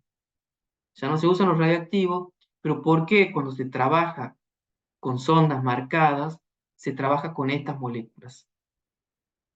¿Sí? Eso para que investiguen un poquito. Em, bueno, hay distintos kits, o acá les muestro un kit que sirve para, por ejemplo, biotinilar extremos 3'. ¿Se acuerdan que yo les decía hace rato de la biotina y extravidina? ¿Conocen el sistema ese de biotina extravidina? ¿Lo han visto en otra materia en No, biológica? ¿No lo han estudiado? no. No. Bueno, si ustedes tienen ganas y mañana me quieren contar en qué consiste, estaría bueno, porque le va a servir como herramienta para muchas cosas que nosotros vamos a ir viendo a lo largo de la materia, ¿sí? Entonces, yo les decía, yo les he anticipado antes que la biotina y la extravidina funcionan de unión específica y es muy fuerte, tipo las de anticuerpo y antígeno. No son anticuerpos y antígenos, son otro tipo de moléculas que interaccionan, pero a mí me gustaría que ustedes investiguen de dónde se las extrae, por qué son importantes. ¿Sí? Algo breve, si se animan para mañana, cómo es el sistema de biotina extravidina en la naturaleza y cómo se lo aplica en el laboratorio. Aquí, por ejemplo, pensemos en, a ver, un ejemplo que es muy fácil de entender, que nosotros lo usamos, por ejemplo, yo lo he usado para seguir una molécula de albúmina para saber si formaba parte de los ovocitos de sapo. Entonces, ¿qué he hecho? He tomado albúmina y la he biotinilado. O sea, le he puesto como marca biotina. Eso se lo he inyectado a la sangre del sapo. Bueno, de la sapa en realidad. Es un sapo hembra. Y después de un tiempo, cuando se ha producido la ovogénesis, la formación de óvulos, lo he buscado le he revelado con extravidina. Entonces la idea era ver si formaba parte del vitelo que está dentro de los huevos de los ovocitos de sapo, ¿sí? Sirve para seguir moléculas, porque uno las marca y las puede seguir, pero de pronto también puede servir para purificar. Si nosotros tenemos un parásito en donde tiene proteína de superficie, si nosotros ese parásito lo biotinilamos, o sea que biotinilamos todas las proteínas que tiene en la superficie, después lo lisamos al parásito y con nextravidina retenemos las proteínas que están biotiniladas. Entonces así separamos las proteínas de superficie del resto de las proteínas del parásito. No sé si se entiende. Es una estrategia de purificación de proteínas, por ejemplo, pero sirve para ácidos nucleicos también. ¿Sí? La biotina es como una marca que se les pega a la molécula. Puede ser un ácido nucleico, puede ser una proteína, puede ser un lípido. Se lo biotina. Y después con la otra herramienta que es la extravidina, que es una biotina, lo separamos, lo secuestramos a eso.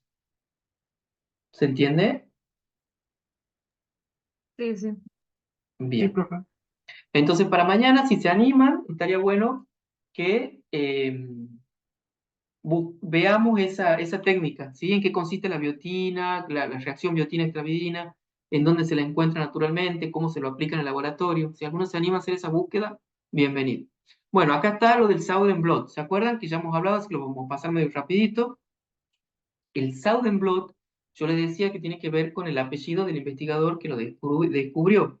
Después el Northern, después el Western, surgen medio que en forma graciosa para representar el equivalente de esta técnica en otras moléculas. El Southern Blot es para ADN, el Northern es para ARN y el Western es para proteínas.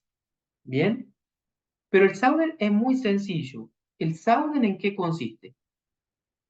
Ahí está el nombre, no me había dado cuenta, ahí está el nombre del inventor, Edwin Southern, ¿sí? Consiste en correr un gel con un ácido nucleico, ven que está acá corrido el gel, después ese gel, que una vez que migra, que se separan las moléculas de ADN, esas moléculas de ADN son de doble cadena. Entonces en el Southern, como se va a usar una sonda, necesitamos que el ADN esté como.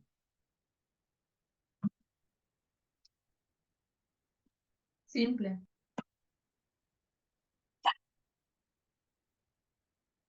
Bien, simple. Entonces lo corremos en doble cadena, después lo desnaturalizamos el ADN en el gel con soluciones, bueno, hay protocolos de ácido clorhídrico, de hidróxido de sodio. Lo desnaturalizamos a ese ADN que ya ha migrado en el gel y ese gel lo ponemos en contacto de una membrana, que puede ser de nylon o de nitrocelulosa, bueno, cada una tiene sus propiedades particulares, pero es como un plastiquito, una membrana plástica, capaz que sí lo han visto. Ah, Western me han dicho que lo han hecho. No. Bueno, es una planchita de un material que es como plástico, finito. Eso se lo pone al gel, se lo pega, ¿sí? Y se hace justamente como un sándwich. Se le pone, hay un montón se le pone papel, se le pone. Y eso se lleva a un equipo de transferencia, se llama. De transferencia, porque se somete a un campo eléctrico. ¿Para qué? Si acá está el gel y acá está la membrana, el campo eléctrico tiene que ser de negativo a positivo. Para que el ADN pase, como tiene carga negativa, tiende a ir hacia el electrodo positivo. Entonces, cuando pasa por ahí, se hace como una electroforesis. Cuando pasa, queda retenido en la membrana. Pero queda retenido en la membrana en la misma ubicación, en la misma disposición que estaba en el gel. Entonces, ahora lo que tenemos es una membrana con toda la callecita como las que teníamos en un gel. ¿Se entiende? Entonces, miren, este es el gel, este es el gel. Eso se transfiere a la membrana, ahora la membrana tiene la corrida, como aparecía en el gel, ¿ven? Y esa membrana, que es como un plástico, se la pone en una bolsita, bueno, vienen equipo, nosotros en Tucumán teníamos un equipo con un tubo, pero de manera casera, se la pone en una bolsita Ziploc, ¿sí? A la membranita, se pone el buffer de hibridación y se pone la sonda. Esa sonda que nosotros hemos fabricado recién simple cadena. Entonces, eso se lo cierra bien y se le da movimiento, ¿sí? Uno la hace que se mueva para que la sonda se mueva por toda la membrana y cuando encuentra una bandita que estaba en el gel y que se ha pegado en la membrana y esa bandita que es simple cadena porque ustedes lo han desnaturalizado en el gel, es complementaria a la sonda tac, se pega. Entonces, después de un tiempo, lavamos esa membrana para sacar todo lo que no se ha pegado y lo revelamos. Si la sonda, por ejemplo, es radioactiva, lo revelamos y aparece un autorradiograma. O sea, con nitrato de plata y aparece esta imagen que está viendo acá. Esto ya no se usa, ahora lo que se usan son marcadores fluorescentes. Entonces, lo que vamos a hacer una vez que la vemos, los llevamos a un transiluminador y vamos a poder ver en la membrana si hay fluorescencia o no. Y si hay fluorescencia, en qué bandita. Entonces decimos, ah, mira, hemos corrido este ADN y en esta calle, en esta posición, con tal tamaño de peso molecular, tiene fluorescencia. Entonces ahí está la secuencia de interés que la sonda ha reconocido. La sonda tiene una secuencia que nosotros conocemos y que estamos buscando en nuestra muestra. ¿Se entiende? Sí, sí. ¿Bien? Buenísimo. Ese es el Sauer. Bueno, estos ya son microarreglos. El Norden es lo mismo, solo que en lugar de trabajar con ADN, se trabaja con ARN. Ustedes hacen extracción de ARN y hacen lo mismo. Tienen que tener, el protocolo tiene ciertas precauciones porque hay que trabajar con soluciones que sean libres de RNA, pero el fundamento es el mismo.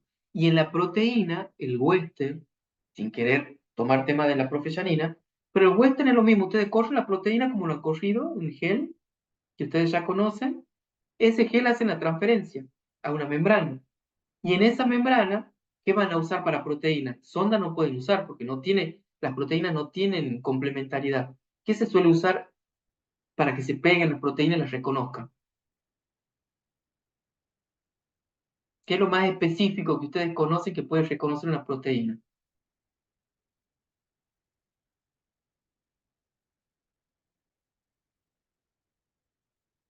Un anticuerpo, ¿sí? Entonces, cuando es ácido nucleico usan la sonda, que por complementariedad se pega.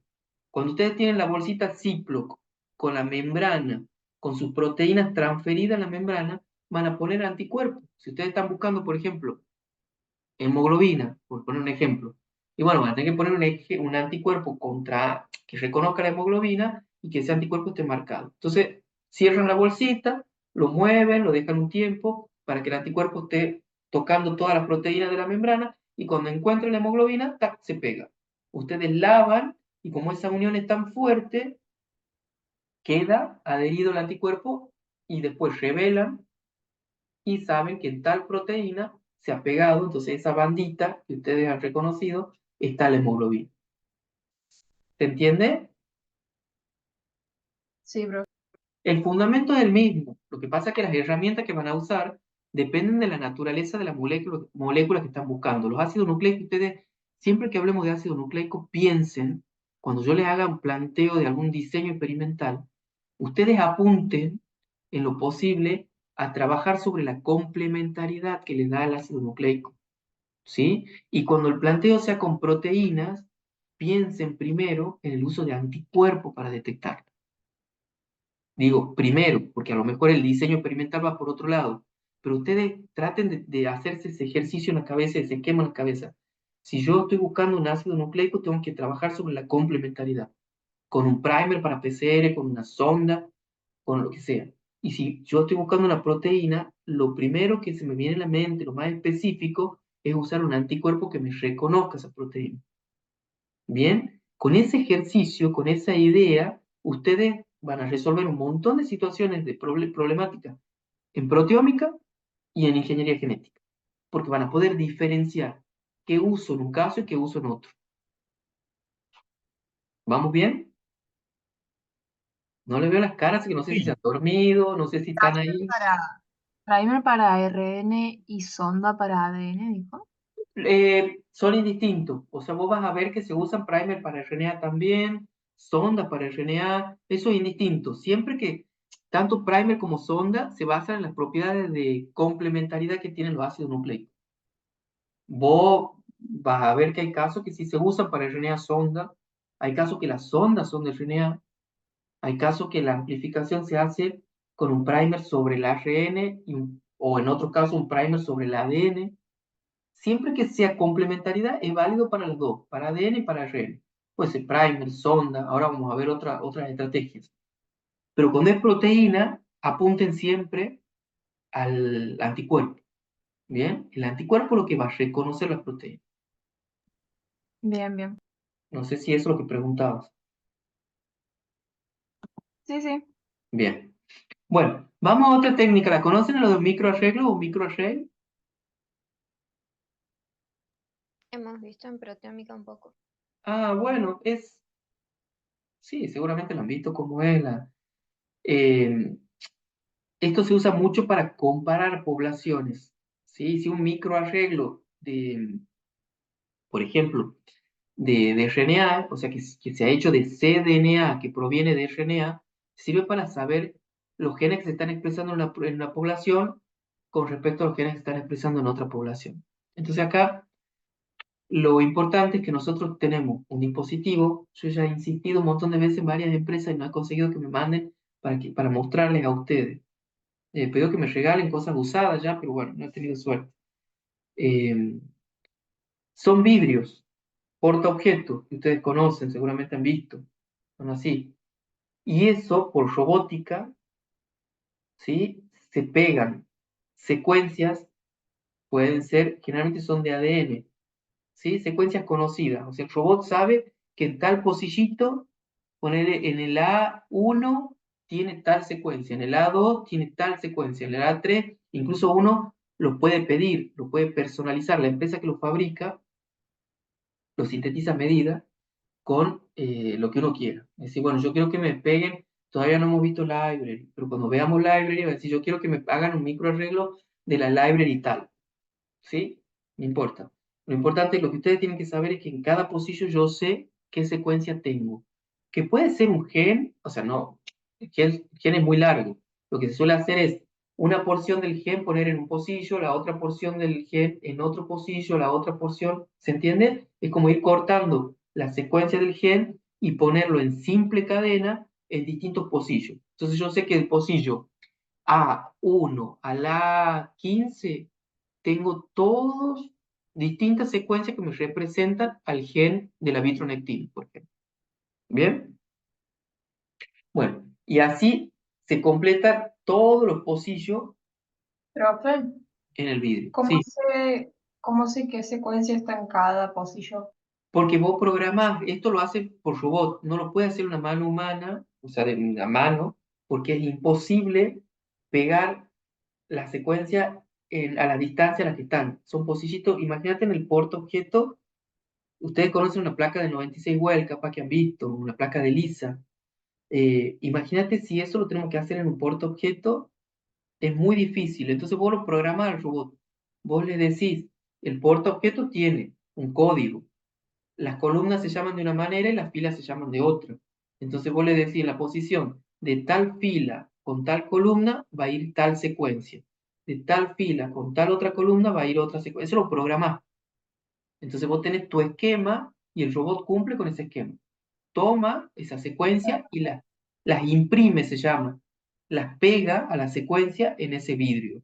Es un proceso muy laborioso. Yo se lo estoy haciendo de una manera bien resumida, pero interviene la robótica porque no hay forma de poder pegar. Si no, tenemos que hacer un vidrio enorme donde nosotros podamos poner pocillos separados que no se junten. Esto está tan bien, porque además, yo digo pocillito, es un circulito en donde entra no una sola cadena, entran varias cadenas iguales que tienen la misma secuencia, porque la idea es que dé después una señal que se pueda leer. Si nosotros pegamos una sola secuencia y en otro pocillo una secuencia diferente, cuando se pegue algo ahí, la señal que va a emitir es tan poquita que no la vamos a detectar. Entonces, cada pocillito, cada huequito que ustedes ven acá, representan una secuencia diferente, pero que tiene varias moléculas de la misma secuencia pegadas. ¿Se entiende? inmovilizadas. Yo digo pegadas, están inmovilizadas en el vidrio. ¿Bien? Entonces, eso, eso lo arman ustedes a medida o lo compran. Ya vienen. ¿Sí? Hay empresas que se dedican a eso. Entonces, después lo que van a hacer es tomar, supónganse que ustedes quieren comparar las células, a ver, para un ejemplo más grosero, tienen un tejido tumoral, tienen un paciente que tiene un cáncer de hígado. Entonces tienen parte del hígado que está normal y parte del hígado que está con el tumor. Van a hacer una extracción y quieren saber qué genes se están expresando de manera diferencial, ¿sí? Entonces van a hacer una extracción de la célula de ARN, de la célula del hígado y una célula y extracción de células de cáncer de hígado del mismo paciente. Van a hacer extracción de RNA. A esos RNA lo van a pasar a DNA complementario, a DNA copia, y lo van a marcar. Al del paciente, al hígado normal, lo van a marcar con un fluoróforo, así como hemos hecho la sonda, ¿se acuerdan? Que poníamos nucleótidos marcados. Van a marcar ese cDNA con una marca fluorescente de un color, por ejemplo, color rojo. Y a la otra, al que es del cáncer de hígado, con un color amarillo. Lo van a mezclar a ese cDNA en cantidades iguales. Y esa mezcla van a ir sembrando pocillo por pocillo. Entonces, en los pocillos que estaban estas cadenas, ¿se acuerdan? Esta secuencia simple cadena. Cuando las marcas estas que vengan estos ADN complementarios marcados encuentren complementariedad, se van a pegar. A ver si hay otra imagen. Acá. Miren. Así son los pocillos, ¿ven? Ven que estos son iguales, estos son iguales. Bueno, cuando lleguen, así como están acá. ¿Ven? Cada pocillito tiene esto que está aquí, es este cuadradito. ¿Sí? Tiene 500.000 celitas. Esto como un microchip. Es algo todavía más preciso, pero el fundamento es el mismo. Entonces, cuando la secuencia, no tengo, bueno, imagínense esta que está acá. Cuando nuestra secuencia marcada se pegue acá, y supóngase que tenga la marca roja, cuando yo revele ese pocillo, me va a marcar en ese lugar una posición roja. Quiere decir que la secuencia de ese pocillo ha reconocido solo a una de las poblaciones. Quiere decir que es un gen que se está expresando solo en una de las poblaciones, en el hígado normal. En los pocillos donde el ADN que se pega es el marcado en amarillo, corresponden a la secuencia de un gen que se está expresando solo en el hígado con el cáncer, con el tumor. Y en aquellos pocillos donde los dos se peguen en la misma cantidad, el equipo lo va a leer como una mezcla de colores y lo va a ver, por ejemplo, verde. Eso lo codifican ustedes. ¿Sí? Entonces, ¿cuáles son los puntos de interés? ¿En dónde está la diferencia entre una población y la otra? No en los verdes. En los verdes quiere decir que son genes que se están expresando en los dos tipos celulares. La diferencia está o en los rojos o en los amarillos, porque quiere decir que la secuencia que están inmovilizada en el vidrio solo se ha pegado con un ADN, ya sea del hígado normal o un ADN del hígado con cáncer. Y ahí es donde puede estar la diferencia de por qué un tejido se vuelve cancerígeno y por qué el otro se mantiene normal. No sé si se ha logrado entender,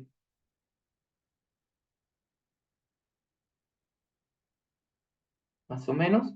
Y no, o sea, no me queda claro por qué un tejido se hace cancerígeno y el otro no. No, no, pero este es un ejemplo que yo les doy. Podemos probar, a ver, yo quiero evaluar en la expresión de genes del linfocito B y linfocito T. ¿Qué genes están expresándose en uno y qué genes están expresándose en otro? ¿Y qué genes se expresan en los dos? Para eso sirve la técnica de microarray. Yo voy a poner en mi pocillo los genes, si quieren, que están presentes en todo el genoma humano. Pero solamente se van a pegar aquellos, si saben cómo se produce el ADN complementario, ¿verdad? Yo les decía que produzco a partir del RNA, produzco un ADN complementario. ¿Saben cómo se produce o no? De Sí, los... Sí, no lo van a ver también ahora cuando vean PCR, pero nosotros los RNA mensajeros tienen una colita de poli A. Entonces, por PCR, pegándole una colita de poli T, podemos pasar ese RNA a ADN de simple cadena. Y si ese ADN lo sintetizamos con nucleótidos marcados, vamos a tener ADN con una marca particular. Entonces, si por ejemplo los del linfocito B lo marcamos con rojo y a los de los linfocitos T lo marcamos los ADN con amarillo, los mezclamos y si eso lo sembramos en el microarreglo, van a buscar complementariedad. Si en el microarreglo se pega en este pocillo, se pega solo el ADN complementario de color amarillo, quiere decir que el amarillo que se expresaba en el linfocito T, el gen que se está expresando en el linfocito T es el que corresponde a la secuencia que está pegada en ese pocillo. Y el linfocito B no lo está expresando. En el pocillo rojo quiere decir que se ha pegado un ADN del linfocito B, ¿sí? Que no está en el linfocito T. Entonces, solo se pega ese. Y en el verde es porque se ha pegado tanto del linfocito B como en el T. En el pocillo verde, los genes que veamos son genes que se están expresando en las dos poblaciones. ¿Se entiende? Más o menos. sí, sí, profe. Bien, eso es microarreglo, que tiene variantes como el chips. Eso también sirve para proteínas, ¿no? Eso capaz que lo han visto con la profe para proteínas. ¿Qué más? Dale nomás. Bueno, ahora que llegamos, yo pensaba empezar con la otra clase, pero ya son 18:24. Miren estas cosas, si las pueden buscar. Hay videos y hay animaciones muy lindas en YouTube. Si no les queda claro, lo volvemos a conversar mañana. ¿Sí? Pero la idea es que ustedes vayan avanzando, pero paso firme. No sumen muchas dudas. Acá hay muchos conceptos que por ahí para ustedes son nuevos y eso se hace difícil. No hemos decidido, yo no les he preguntado hoy, de vuelta con el tema de la presencialidad, pero bueno, tratemos de definir porque yo creo que Lo charlamos que estaría bueno hacerlo la semana que viene porque hoy algunos no podían y mañana creo que hay otros que no podían, entonces dijimos, bien. bueno, la otra semana directamente. Bueno, sí, porque en un pizarrón para mí es más fácil también mostrarles. Acá en el aire yo trato de hacer estos dibujos, pero bueno, así que sí, estaría bueno. Los 2 días podrían. Yo creo que sí, no sé si alguien Bueno, tiene problema. bueno, yo voy a Creo buscar. que, creo Sí. que Nelson había dicho que no, el martes no podía porque tenía que Ah, cursar en sí. San Juan. Ah, bueno, el lunes por lo menos. Yo trato de conseguir un aula para el lunes. ¿Quieren? Bueno, bueno. Bueno, sí, entonces ahí capaz que es más fácil también para poder explicar esto de vuelta si es que han quedado dudas, porque no es complicado. Lo que pasa es que así con las imágenes se hace más difícil que ustedes lo puedan interpretar. A mí me gusta, tengo marcadores, me gusta usarlos para poder mostrarles. Así que, eh, bueno, ya terminamos con esta clase. Mañana vamos a ver la unidad 4. No se preocupen que sí vamos a llegar bien. Bueno, bueno, profe. ¿Bien? Ok, profe. Bueno, cuídense y nos vemos mañana eh, por Zoom. Que anden, Bueno, profe. Bueno, Gracias. chao, Gracias, profe. profe. Bueno, Hasta la profe, que anden Chao, bien. próxima. profe. Que anden hasta bien. luego. Gracias, que anden bien. Cuídense mucho.